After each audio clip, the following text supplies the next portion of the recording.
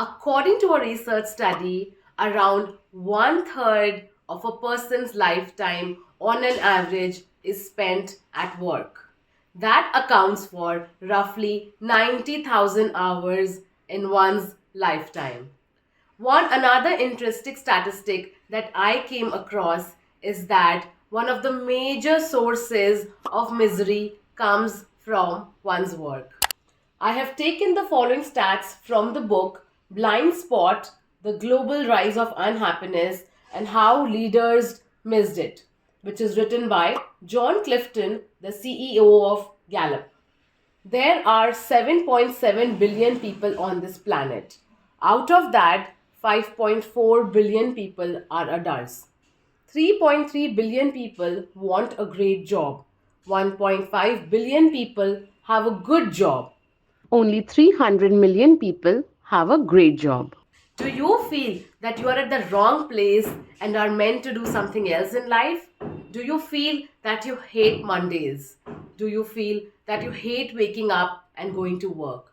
Do you feel that you belong somewhere else? Do you feel that this is not the kind of work you were meant to do? Do you feel that you only live for the weekends?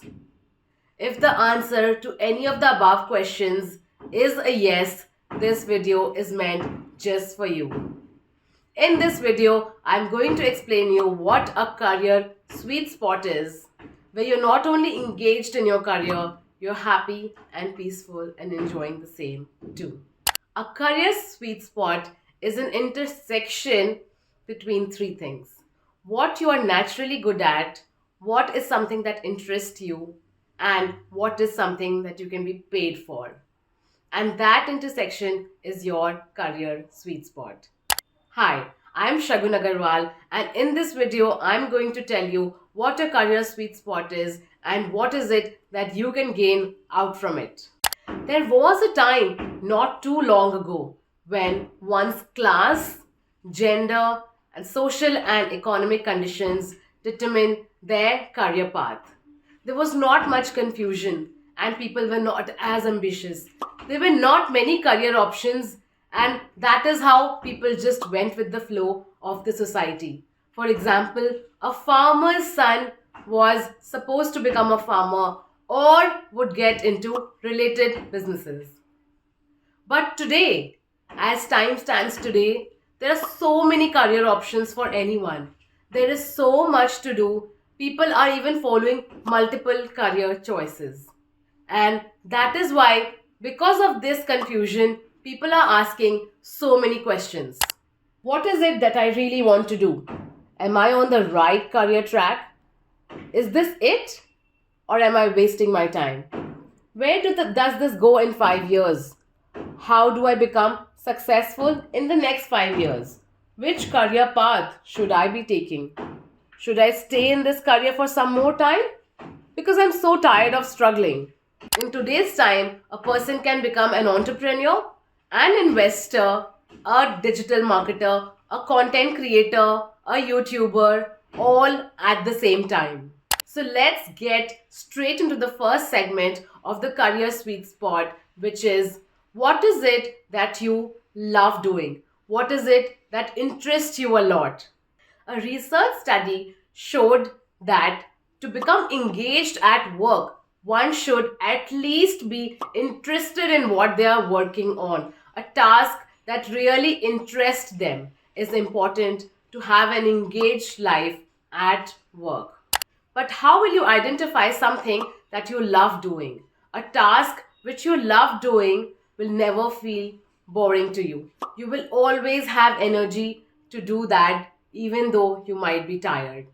It can be anything. It can be writing a book, it can be reading a novel, it can be any other task that you enjoy doing naturally, that you really take out time for, and that doesn't drain out the energy from you. Instead, it just adds on more energy into your life, and you can keep on doing it time and again.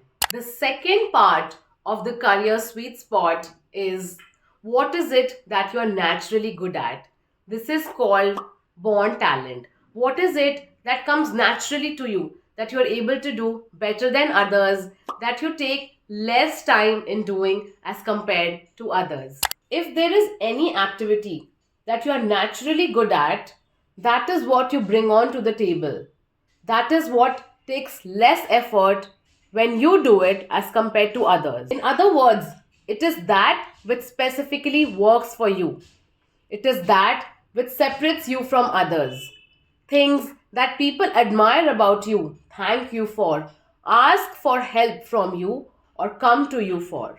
For example, if you took part in a debate competition in your college and you feel that you were able to speak very confidently and clearly, that you were able to put your points across forward, and those were very strong points.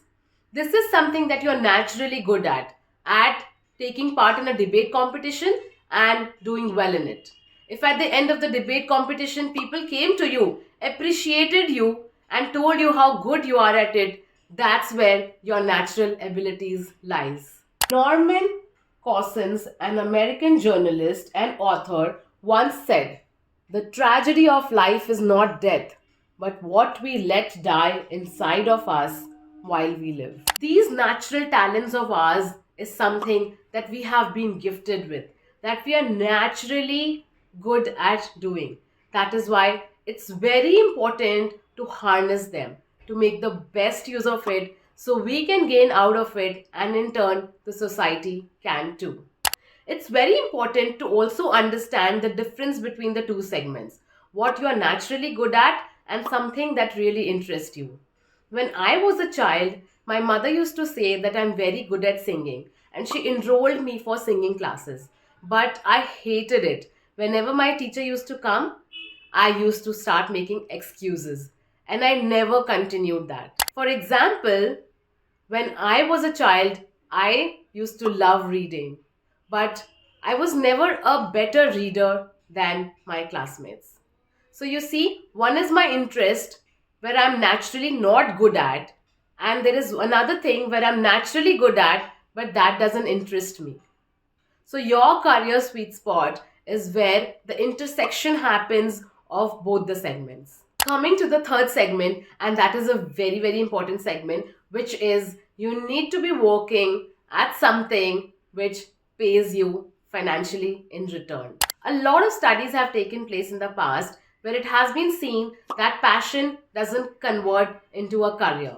That's because most passion is driven by spiritual and emotional needs, while that doesn't fill our pockets to pay our bills. It is very important to be working in a career that is demanding, that fulfills your needs and of your family. Passion doesn't convert to skills that can be traded for money in the market. But there is one section of crowd which uses their skills that interest them, which uses the skills that they're naturally good at, and they also have identified those skills for which they can be paid for. And that's where your career sweet spot lies. If you are able to identify your career sweet spot, I'm sure success will just be a step away. Let us now look at some of the advantages of being in your career sweet spot. The first is people who are able to stay in their career sweet spot and identify this from a very early age on are more engaged at work. They are more happy and peaceful. The second advantage is that if you're able to identify your career sweet spot and stay in it, you will make sure that you don't settle for anything less than what you know you deserve. Because you know that that's where your skills lie, and that's where your natural abilities lie, and that's the demand of that skill in the market. So you're pretty confident of what you deserve, and you take steps to make sure that you get what you deserve. At every stage of time in life, be it when you're a student or be it when you're professional, you need to convince people, you need to convince your peers, your bosses, and your subordinates that you are capable of doing that task. But that confidence can only come when you are sure of your abilities, when you are self aware, when you know where your strengths and weaknesses lie, when you know what you're naturally good at. That will give you the confidence and will boost your morale. If you have ever read the book Give and Take, you will know that becoming a giver is extremely important for your success in life. And when you are in your career sweet spot, you become a giver without feeling threatened. Another advantage of being in your career sweet spot is that whenever you see a downfall in your career, you will be able to jump up because you're pretty sure that this is where your success lies and this is where you fit in. This is where your abilities fit in and your skills lie. Being in a career sweet spot prevents you from imitating others and being like someone else. It helps you to retain your individuality to another level. For example, if you know that you are naturally good at making report presentations, that is where your interest lies and that is what the company is paying you for. You will be very confident as to not become like anyone else who is good at report writing. You will have much confidence in your ability and will be able to convince others that this is where your sweet spot is. This is where you want to work. Now, let's look at the last advantage of being in a career sweet spot, and this is extremely important. A lot of times, we see people who walk on undesired paths in their career, and when they realize that this is not that they want to do, it becomes too late. I have seen a lot of times people taking turnbacks and taking a reverse direction in their life just to realize that they will have to start from the scratch. And some people have really started from the scratch because they have identified what they enjoy doing and where their natural abilities lie. So, if you're able to identify this in the beginning of your career itself, if you know this is where your sweet spot is, even before you begin your career, you will never have to take a reverse break. You will never have to turn around and take a reverse gear to start as an intern or as an associate level, not to start from the scratch. A lot of times it becomes impossible to take the reverse gear. This is what I will suggest you to not take because sometimes restarting your career becomes impossible considering your financial and social liabilities. Till now, we saw the advantages that you will come across when being in your career sweet spot. But now we will see how the society benefits if you are in your career sweet spot. If you are working as per your natural abilities and your interest, you not only benefit yourself but also the society at large because you are diminishing the skills gap in that industry. If you have a particular skill and if you're not working towards it, it is as good as a person who doesn't have that skill at all. There is always a demand in the market for people who are skilled, no matter how bad the market is doing. There is always a demand for high skilled people. There is always a demand for self aware people who know what their natural abilities are and what they love doing. Chicago Booth School economics professor Kevin M. Murphy and Robert Topel in their research evidence that the huge income divide that the world faces today is because of the mismatch of demand and the supply of skills. The researchers said that the insufficiency in the supply of highly skilled workers leads to an increase in inequality because companies are ready to pay a premium for the workers with the right skill set. The demand for the right skill set is not going to come down anytime soon. Therefore, identifying your skill sets and aligning with it correctly will fast track your career progress. By not identifying and working on your skills, you not only deprive yourself of your highest capacity but also deprive the society and the world at large with how much you could have offered to them. Further, we will see what are the things to keep in mind when you are deciding your career sweet spot.